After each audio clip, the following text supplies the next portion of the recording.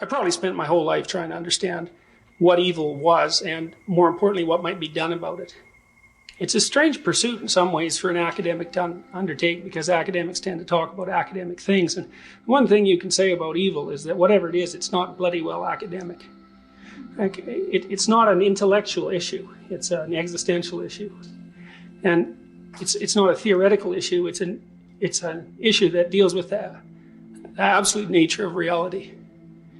And I guess sometimes I think that people who go into academia to shield themselves from having to ask questions about the absolute nature of reality. I think before you can talk about something, before you can dare to talk about something like evil, you should do some thinking about what it is that you're talking about, definitionally speaking. And I learned this, I believe, from a historian named Jeffrey Burton Russell, who wrote a very detailed history of the idea of the devil in the 1980s, when such histories were strange, to say the least. He was very interested in the history, the embodiment of ideas of evil. And one of the things his work did for me was to help me clarify the distinction between two terrible things, a distinction that has to be made, and that's the distinction between tragedy and evil. And I don't think you can talk about it evil at all until you distinguish it from tragedy. And so I'm going to try to distinguish evil from tragedy by making some reference to the essential existential condition of human beings. I would say that the nature of human being is such that it consists of a confrontation with the bounded finite with the unbounded infinite. And that those are the bare facts of the matter. And the facts are that the world of experience as it presents itself to us is literally and not metaphorically complex beyond our capacity to understand. And that means that people deal in a real sense on an ongoing basis with the infinite. And I believe that that fact is the reason why religious experience is essentially, and belief is essentially endemic to mankind. It's a human universal, and it's not because people believe. It's because human existence as such consists of a confrontation between the finite and the infinite. And religious systems merely take that into account. Now, our finitude in the face of the infinite has some inevitable consequences, and I would say those consequences are essentially the existential conditions of life. And the first of those consequences is that the finite is always overwhelmed by the infinite. It has to be, because it can't encapsulate it. And so what that means is that suffering is central to the nature of human existence. And suffering exists as a consequence of the consequences of our limitations. I mean, every single person who's alive is going to die. And every single person who's alive is going to deal with serious physical illness and mental distress. If they aren't suffering it directly, immediately, right now, on their own, it's almost inevitably the case that every single person who walks the earth is confronting the bare bones of reality at that level in the guise of an afflicted family member. And so the fact of our finitude is again, no academic issue. It's central to the nature of our being, and we're forced to deal with it on an ongoing basis. So I would say insufficiency is built into human experience, and there are existential consequences to that. Now, I read something a long time ago, and I don't remember who wrote it, but it was written about Jewish commentary on the Torah. God is omniscient, omnipotent, and omnipresent. What does he lack? And the answer is limitation. And that's a riddle and an answer of unparalleled brilliance as far as I'm concerned, because I think it speaks deeply to something about the central nature of existence itself, and that is that without limitation, there's no being. Now, that's a hard thing to understand, but I think you can understand it in a number of different ways. The first thing you might want to understand is that I play this game with my students sometimes in my class. I'll come up to a student, I'll pick them at poor victim at random and come up to them and say, okay, we're going to play a game. And they say, okay. And I say, well, you move first. Well, they don't know what to do. And the reason for that is because the limiting parameters of the game have not been defined. And as a consequence of that, they're stunned by their infinite freedom into complete immobility. And what that means in a sense is that in the absence of serious constraint, there can be no choice, no freedom, no existence. And I believe this to be fundamentally true, just as the fact that human being is vulnerable is fundamentally true. Here's another example that I think is more personal to me, and it emerged in my imagination as a consequence of my contemplation of my son's vulnerability. So I have children. They're teenagers now. I still like them. One of the things I was really struck by when my children were little was how perfect they were. And I believe that was the benevolence of God, in a sense. Children are tremendously difficult. They're a tremendous responsibility. But they're so perfect, and they manifest that perfection in such a remarkable way that that's the payment for taking on the responsibility of bringing them into being and caring for them. And the thing about being a parent is that the vulnerability of people is made manifest to you in a way that was never the case prior to that. And it's haunting and it's beautiful, but it's also exactly right in a way. And I was thinking, well, look at my son. He's a little kid, and you got to chase after him all the time. He can get sick. People hurt him. People are going to be mean to him. He's going to be disappointed in his life.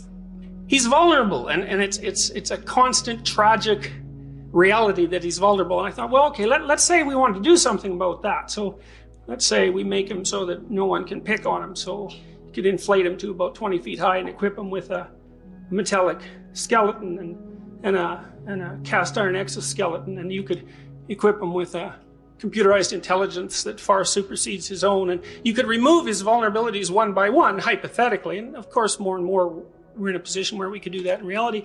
And one of the things I realized right away was that as you remove the vulnerabilities, you remove the thing you love. And then I started to understand more deeply that vulnerability was a precondition for human being, and that was a desirable precondition, because the things about human existence that are wonderful and remarkable are so integrally tied up with vulnerability that they're actually inextricable. The Jewish commentary, what the infinite lacks is the finite, is a more abstract way of getting at the same thing.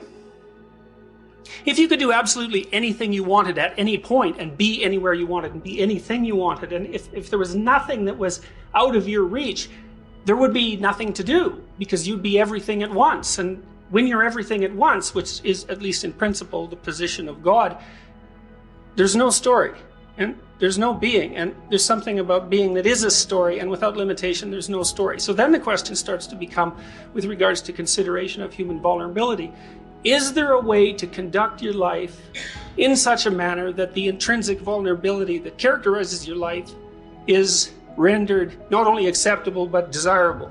And to me, that's the central question of existence. And I tell you, get that wrong, you're on the wrong track. And if you're on the wrong track, man, you are in one terrible place. I would say, with regards to tragedy, humans are vulnerable, and that's tragic. But if tragedy is the price that we pay for existence, then so be it, if existence is justifiable. And so tragedy itself, which is merely a revelation of our vulnerability, can't be regarded as evil. It's a condition of existence. And so it's necessary to distinguish the tragic conditions of existence from evil before you can even address the problem. And I think what that means to some degree is you should not blame on the relationship between the finite and the infinite the terrible failings of humanity that can be laid directly at the feet of human beings. So earthquakes aren't evil, and cancer isn't evil, and mental illness isn't evil, and predators aren't evil. They just are part of the way things are. But there are certain categories of human action that are definitely outside the parameters of mere tragedy, and those are the things we really have to get a handle on. Evil for me is differentiated from tragedy by its lack of necessity and its voluntarism. And it's a tenet, I think, of modern materialistic thought that there are social or material causes for actions, and it's an extraordinarily useful theory. And I think one of the unfortunate consequences of that is that we've tended to write off much of human misbehavior and attribute it to, say, insufficiencies in material conditions, which is not an acceptable theory. There are all sorts of human cultures that were characterized by virtually complete absence of material luxury, well-being, whose cultures were highly functional and highly moral. And to describe the propensity towards misbehavior as a consequence of economic inequality is entirely beside the point as far as I'm concerned. Evil is more pernicious than that which is generated, for example, by social inequality. I think it's actually, although this is a terrifying thought in some ways, it's more appropriate to consider it a form of demonically warped aesthetic. And I'll give you a couple of examples of what I mean by that. For example, because the manifestation of this warped aesthetic makes itself apparent under certain conditions. So, for example, I think it made itself apparent in the imagination of the first politician who coined the acronym MAD, or Mutual Assured Destruction. That's an aesthetic of evil. To make a joke of a situation that catastrophic indicates the kind of malevolence that lurks behind the fact that such a condition exists.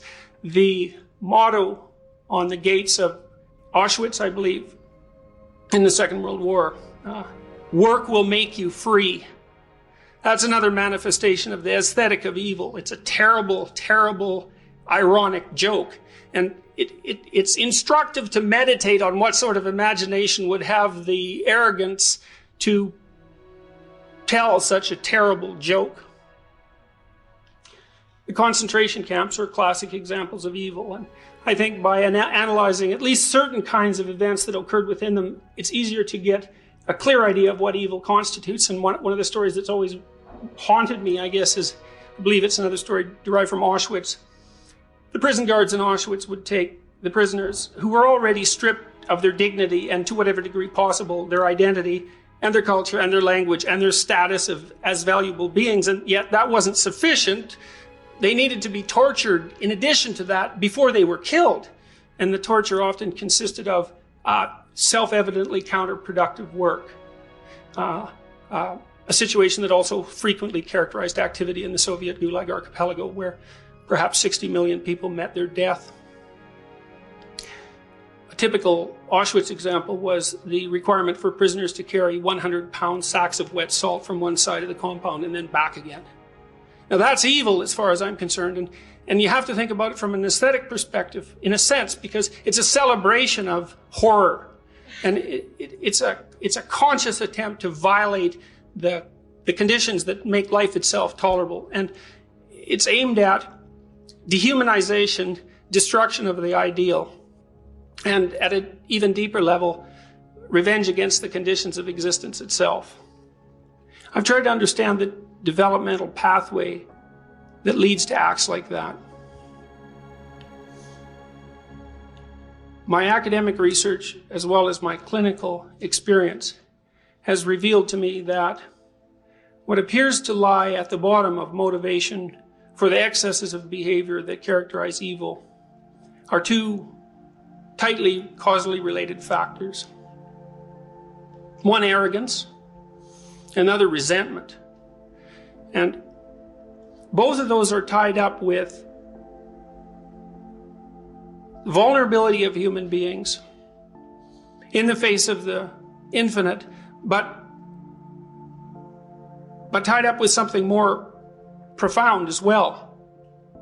The most thorough account of this that I've managed, I think, at least to partially comprehend, I believe is contained in the first couple of the stories in the Old Testament. In Genesis, the story of Adam and Eve and the fall of man, and the immediately following story of Cain and Abel. As far as we can tell, those are very, very old stories. They predate Judaism, at least in some of their structural elements. It's conceivable that some of the elements in those stories are as old as the human capacity to tell stories itself, assuming that they were grounded in an oral tradition that predated the written tradition. And we know that oral traditions can last, at least in some forms, unchanged for periods of up to 25,000 years. So the anthropological and archaeological evidence is fairly clear on that point. These are very, very, very old stories. And people remembered them and created them for reasons we really don't understand. And they're strange and mysterious and unforgettable all at the same time. The story of Adam and Eve, as far as I can tell, is the story of the coming of consciousness, the coming of self-consciousness to mankind. And I think that the human self-consciousness is what separates us from animals.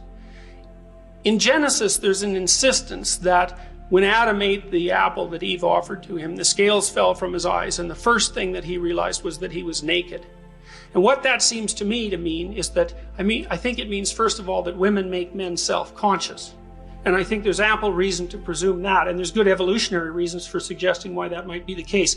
Because sexual selection among human beings has been a primary force of evolutionary development, and sexual selection in human beings is primarily conducted by women. So, for example, as Roy has pointed out in his address to the APA a few years ago, and I hope I get this right, twice as many of your relatives were women as men. And that means that women are more frequently reproductively successful than men, and that they reject most men. And the rejection of a man for reproductive purposes by a woman is the most serious form of rejection that's possible from an evolutionary point of view, because the judgment is that, well, you might be nice enough to talk to, but you're sure not fit to have your genes propagate into the next generation.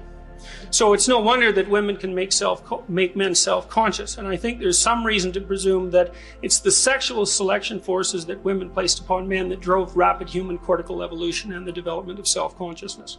Now that's a leap, and there's no way I can justify that in the course of this particular talk, but I think there is good reason to presume that it's the case.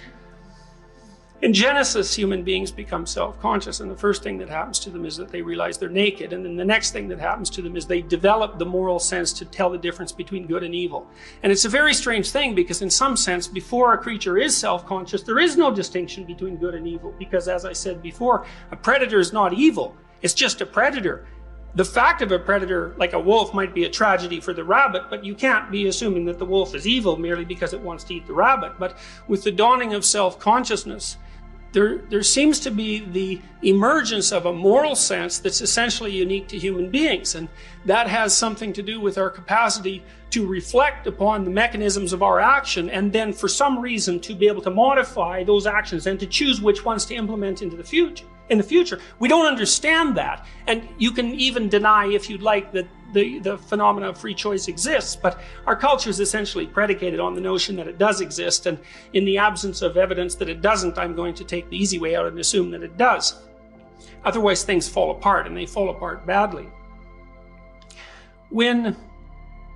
After Adam and Eve become self-conscious, the first thing they do is clothe themselves. And to me, that's a mythological description of the emergence of culture as an intercession between the fundamental vulnerability and nakedness of the human form and the depredations of nature. If you realize that you're vulnerable and prone to death, the first thing you're going to do is to start rearranging the manner in which you construe yourself so that you can protect yourself from such an unfortunate outcome.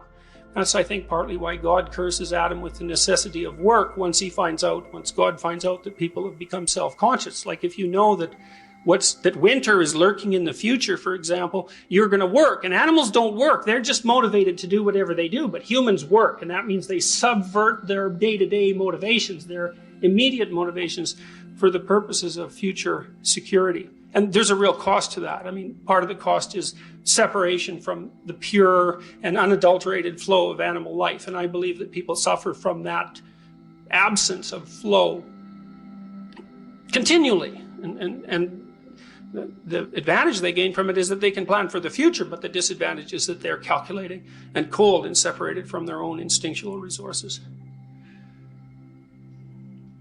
Eve, of course, is cursed by what's going to be terrible pain in childbirth. And that's related to the development of the immense skull size that characterizes human infants and their incredibly lengthy period of dependence, which is also associated with their immense brain. After Adam and Eve become self-conscious, they hide. And this is actually a comical part of Genesis. It's never really read as a comedy, but it is a comedy. Even the fall itself is a comedy. And so they're hiding away behind a bush. And God comes walking through the garden. And God, the infinite, is accustomed to walking with Adam with no interruption of the flow of information between them. But Adam isn't there. And God says, where have you gone? And Adam says, well, I'm hiding. And God says, which is kind of stupid, really. And this is why it's a comedy. It's like he's hiding behind a bush. And this is God. And he can see through bushes. And like Adam should know that, but it doesn't really matter. He's hiding behind this bush anyways. And God, so Adam says, I'm hiding. And God says, well, why are you hiding? Well, it's because Adam is ashamed. And Adam says, well, I'm naked. And this is an example of the tremendous compression of human wisdom into a few lines that characterizes mythology. Say, well, why would people hide from God once they realize they're naked? And I would say, well, that's pretty obvious. Like, once you know you're vulnerable. Or do you really have enough courage to manifest any sort of semblance of a divine destiny? Well, the answer to that is pretty much clearly no, and it's no bloody wonder. And so the hiding is, people hide when they're self-conscious and vulnerable. And what do they hide from? They hide from their deepest destiny, and it's no wonder. God says, okay, yeah, well, you figured that out, how that happened. And Adam says, and this is comical too, was the woman's fault, which I think is really funny, and which actually may have been the original sin and not the eating of the apple, right? The first time that the man blamed the woman for his self-conscious misery, I think that's the real fall and not the rise of self-consciousness itself. Anyways, we know the rest of the story. God says, oh, well, the cat's out of the bag now, you know you're vulnerable, and from here on in, history starts. You're out of paradise. You're out of unconscious identification with the natural world. You're going to work. You're going to sweat. Lots of the time it isn't going to work.